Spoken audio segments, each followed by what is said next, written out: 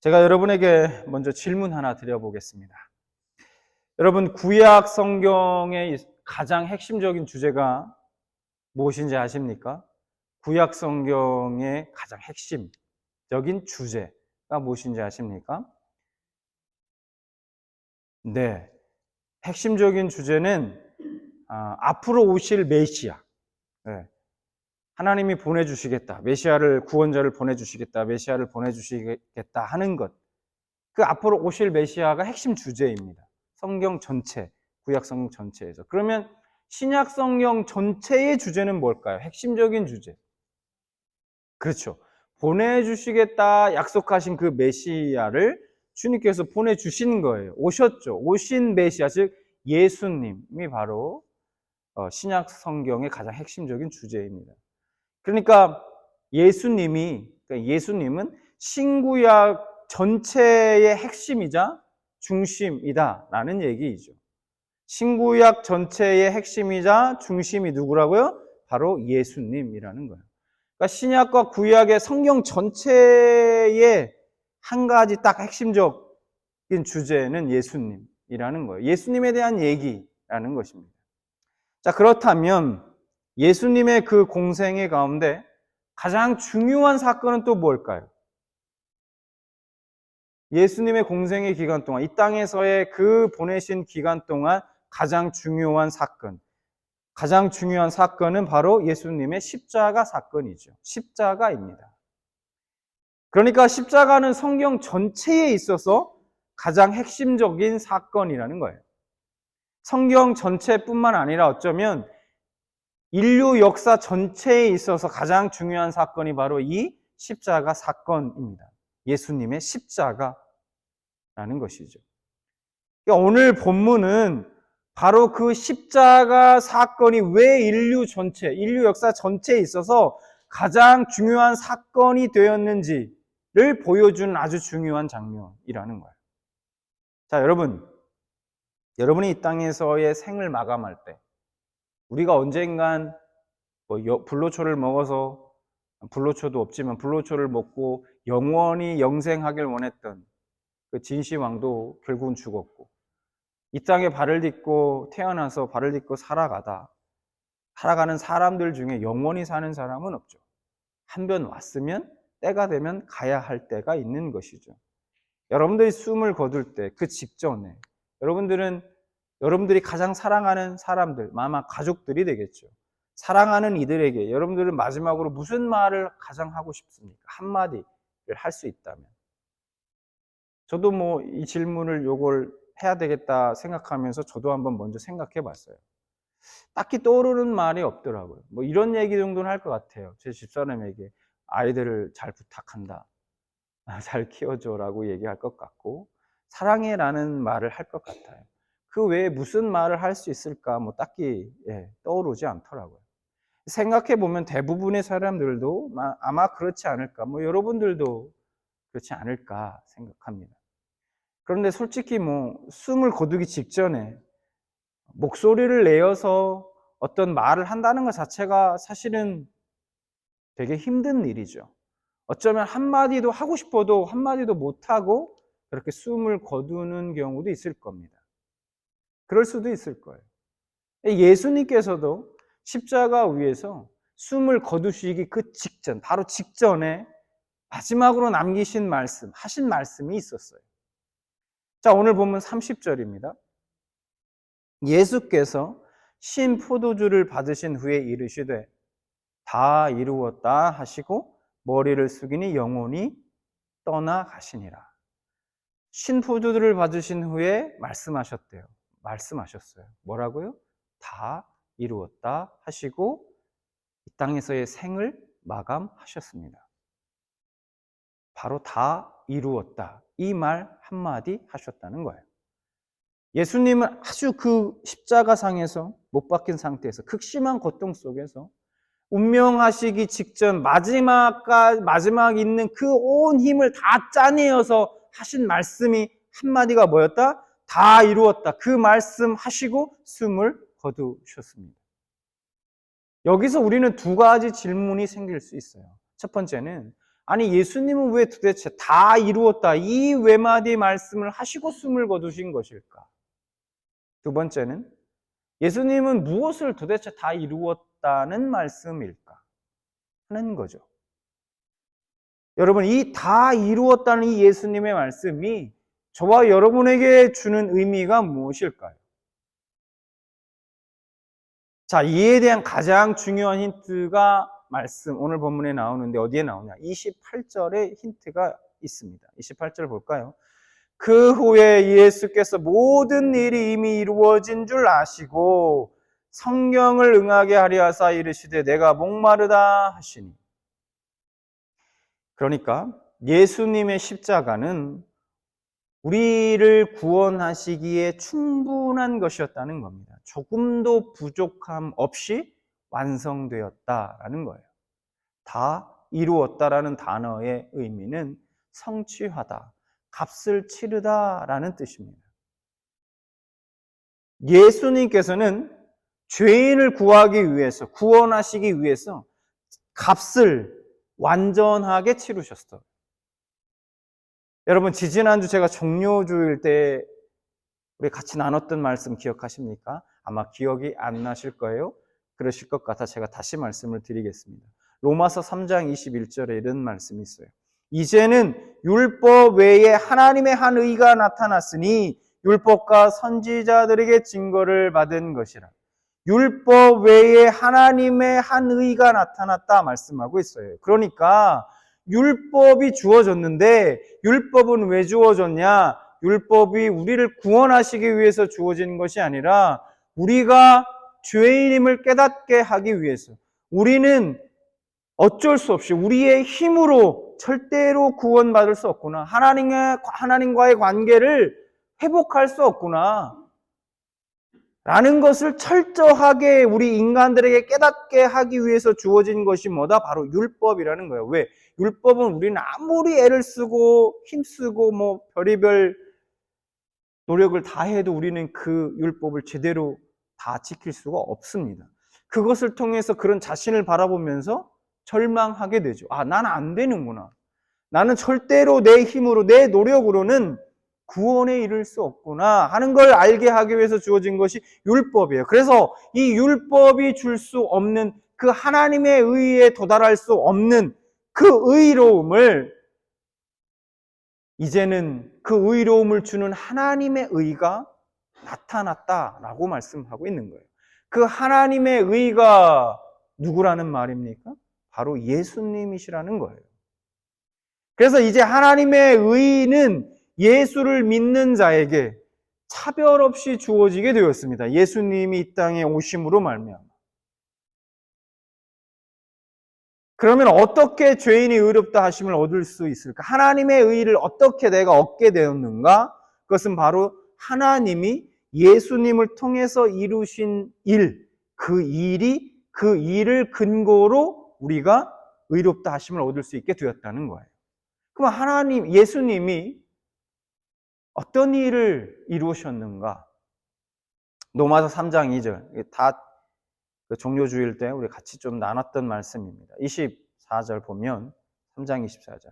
그래서 예수 안에 있는 성령으로 말미암아 하나님의 은혜로 값없이 의롭다 하심을 얻은 자 되었느니라.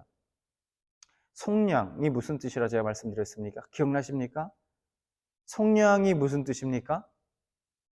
값을 주고 내가 값을 치르고 노예를 사는 거예요. 옛날에는 노예를 사고 팔았지 않습니까? 그러니까 내가 값을 지불하고 노예를 사서 그 노예를 내가 노예를 부리는 게 아니라, 노예로 부리는 게 아니라 그 노예를 자유롭게 풀어주는 거예요. 해방시켜주는 행위. 그거를 바로 속량이라는 겁니다. 그러니까 하나님께서 우리를 예수 그리스도의 피로 사서 그 생명의 값을 치르시고 죄의 노예된 그 상태에서 우리를 사가지고 그 죄에서 우리를 해방시켜 주셨다는 거예요. 그러니까 오늘 본문 28절이요. 예수께서 모든 일이 이미 이루어진 줄 아시고 라는 이 말씀 속에는 바로 예수님께서 예수님께서 죄인들을 구하기 위해서 값을 치르는데 그 값을 완전하게 조금도 부족함이 없이 다 치르셨다는 그 의미가 담겨져 있다는 거예요. 예수님의 생명으로 넉넉하게 값을 치르셨기 때문에 죄와 사망이 더 이상 믿는 자들을 주장하지 못한다는 겁니다. 죄인인 인간을 구속하기 위해서 더 이상 치룰 값이 남아있지 않다는 거예요. 조금도 남아있지 않다는 겁니다. 이제 누구든지 예수 그리스도의 이름으로 넉넉히 구원을 얻을 수 있습니다. 왜냐? 예수님께서 다 이루셨기 때문이죠. 자, 하지만 문제가 있어요. 지금 십자가에서 이루어진, 이 모든 이루어진 사실을 아는 것은 누구밖에 없습니까? 십자가에서. 예수님 자신밖에 없는 거예요. 예수님은 아세요. 다 이루었다는 사실을. 그러니까 그 사실을 아는 거는 지금 예수님 자신밖에 없는 겁니다. 때문에 예수님께서 다 이루었다는 그 말씀을 안 하셨다면 우리는 그 예수님의 십자가의 죽음이 우리의 구원을 위해서 이게 과연 충분한 것이었는가 하는 것을 우리는 의문을 가질 수도 있다는 거예요. 그거를 몰랐을 것이라는 거예요.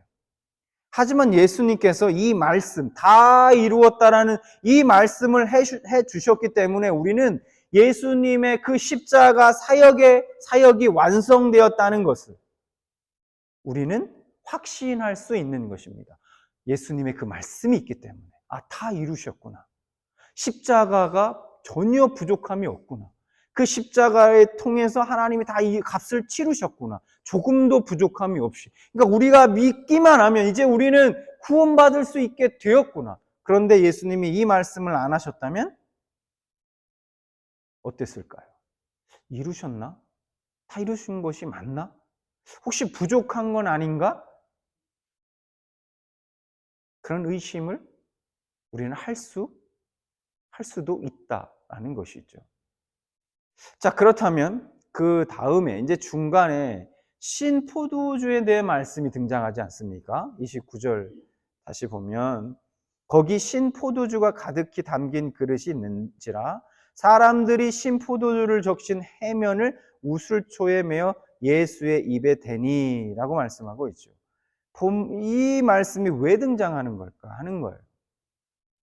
자, 본문이 제시하고 있는 이에 대한 대답, 왜 이 말씀이 등장하는가 하는 거에 대한 대답은 마찬가지로 대답이 28절에 나오는데 28절에 뭐라고 말씀하고 있냐면 성경으로 응하게 하려 하사라고 말씀하고 있죠. 28절에 보면 성경으로 응하게 하려 하사. 그러니까 예수님이 지금 그렇게 하신 것은 성경의 말씀을 자신이 이루기 위해서 그렇게 하신 거라는 거예요. 그러니까 예수님이 지금 이루시려는 예언의 말씀이 어떤 말씀이었냐면 바로 시편 69편 21절 말씀이었습니다. 시편 69편 21절. 그들이 쓸개를 나의 음식물로 주며 목마를 때에는 초를 마시게 하였사오니 이렇게 말씀하고 있죠. 그러니까 이 예언에 대한 말씀을 지금 예수님이 이루시고 계신 거예요.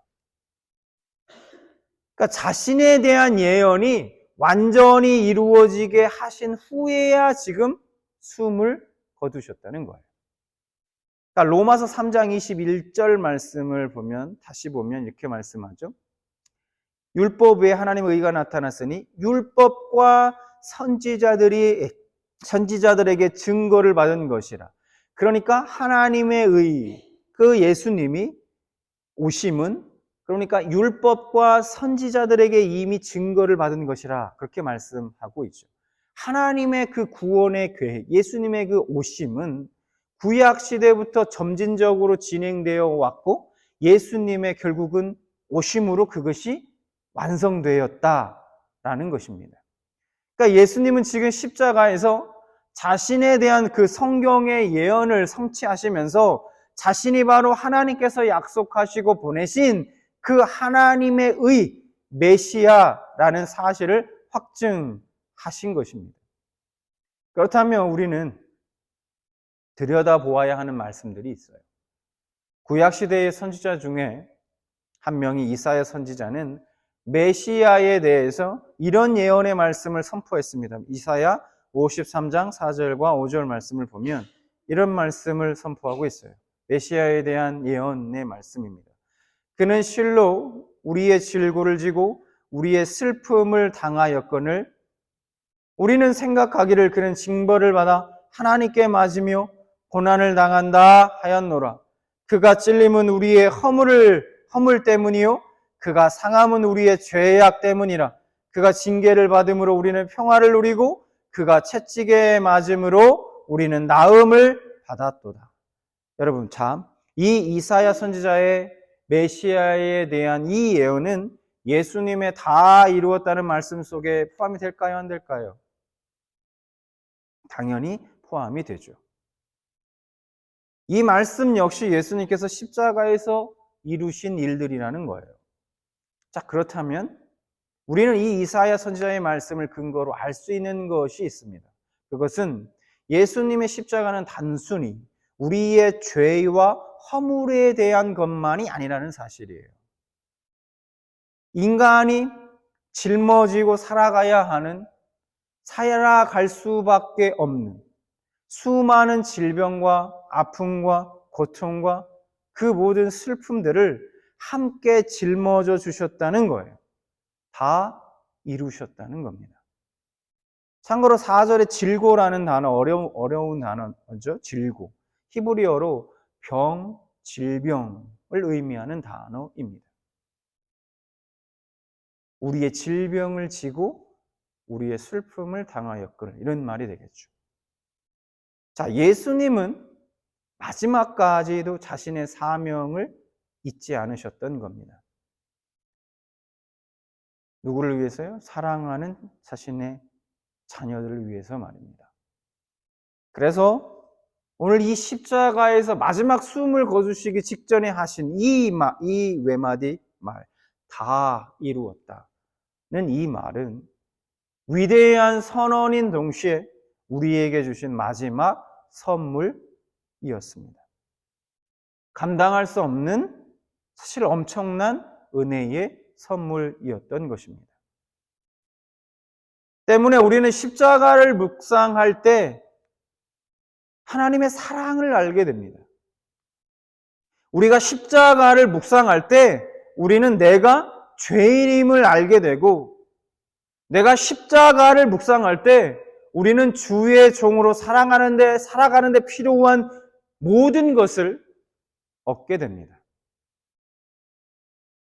여러분이 날마다 십자가를 묵상하고 그 능력을 의지하며 살아갈 때 여러분이 현실 가운데 짊어지고 살아가고 있는 수많은 질병들, 아픔들, 눈물과 고통들, 걱정과 근심들을 평화로 바꿔주시고 여러분을 고쳐주시고 치유해 주실 것을 믿습니다.